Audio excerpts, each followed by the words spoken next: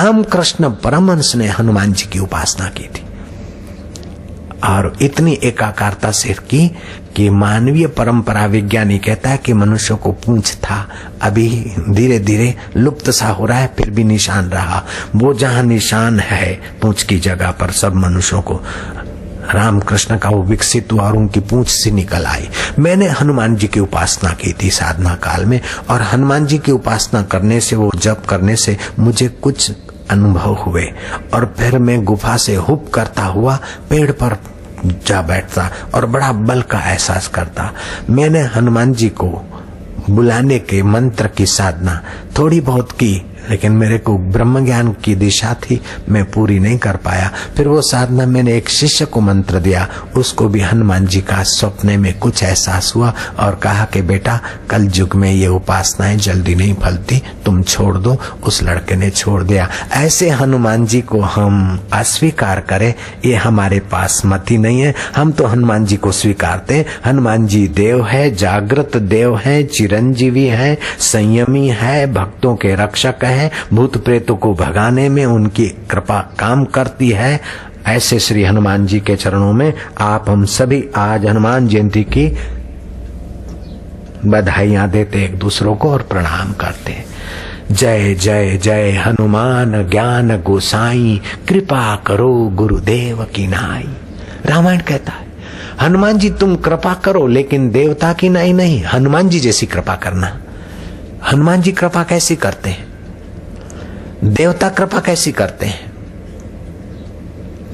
हनुमान जी को कहा कि हनुमान जी तुम कृपा करना, गुरुदेव जैसी कृपा करना। जय जय जय हनुमान ज्ञान गोसाई, कृपा करो गुरुदेव की नाई।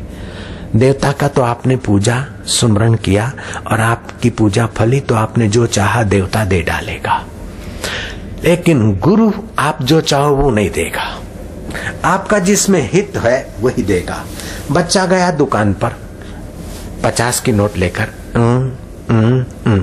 दुकानदार ने थोड़े फटाके, थोड़ा सोडा खा, थोड़ी लाल मिर्च, 50 रुपए का सामान बच्चे को दे दिया।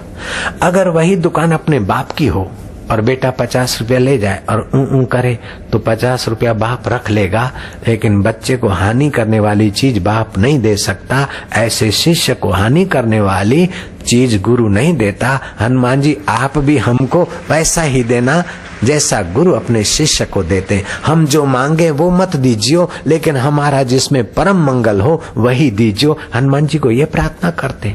अच्छे अच्छे ऊंची ऊंची समझ के धनी हनुमान जी को ये प्रार्थना करते। जय जय जय हनुमान ज्ञान गोसाई, कृपा करो गुरुदेव की नाई।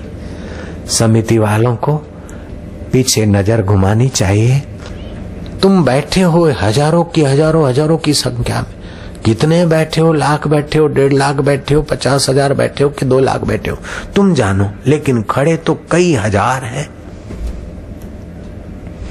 आज हनुमान जयंती के पावन पर्व पर ये भी सुन लेना, आप सब बैठ जाओ बाकी के लोग। जो ब्रह्म ज्ञान का सत्संग सुनने के लिए 4 कदम चलकर पहुंचता है, उसका एक एक कदम यज्ञ करने का फल देता है। जो श्रद्धा से सुनता है उसका भक्ति योग फलित होता है।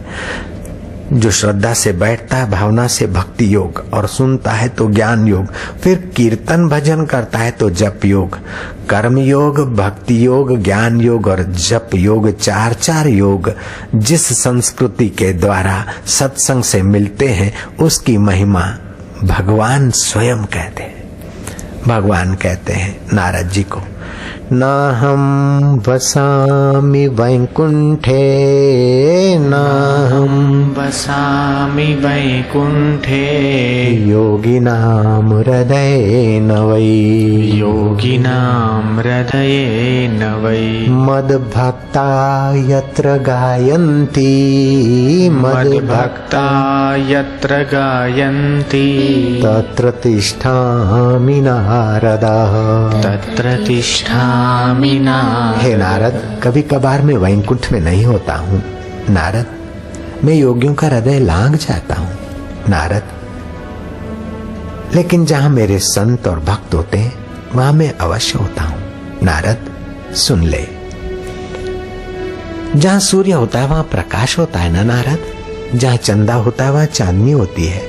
जहाँ सरोवर होता है वहाँ लहरियां होती है। जहाँ कुसुम का पुष्प होता है वहाँ सुगंध होती है। जहाँ संत और भक्त होते हैं वहाँ मेरी कथा होती है। वहाँ मैं लोगों के हृदय में भक्ति भाव से, प्रेमा भक्ति से, ज्ञान से, निष्काम कर्म से उनके हृदय की शूरता जगाकर उनके दिल में मैं अटखेलियां करता हूँ। नारद, मैं गोलोक में ना मिलूं तो तू मुझे ब्रह्मज्ञानी के सत्संग में जरूर खोज लेगा। मैं साकेत लोक में ना मिलूं, गोलोक में ना मिलूं तो तू ज्ञानवानों के सत्संग में मुझे अवश्य मिल सकता है। मैं आप सबको आज हनुमान जयंती के पावन पर्व पर बधाई तो दूंगा, लेकिन उन सुरों को भी बधाई दूंगा जो सेवा सुर है। कोई युद्ध सुर होता है, कोई दान सुर होता है, कोई सेवा सुर होता है। और सेवा सुरों में भी आज ऋषि प्रसाद सेवा सुर वालों को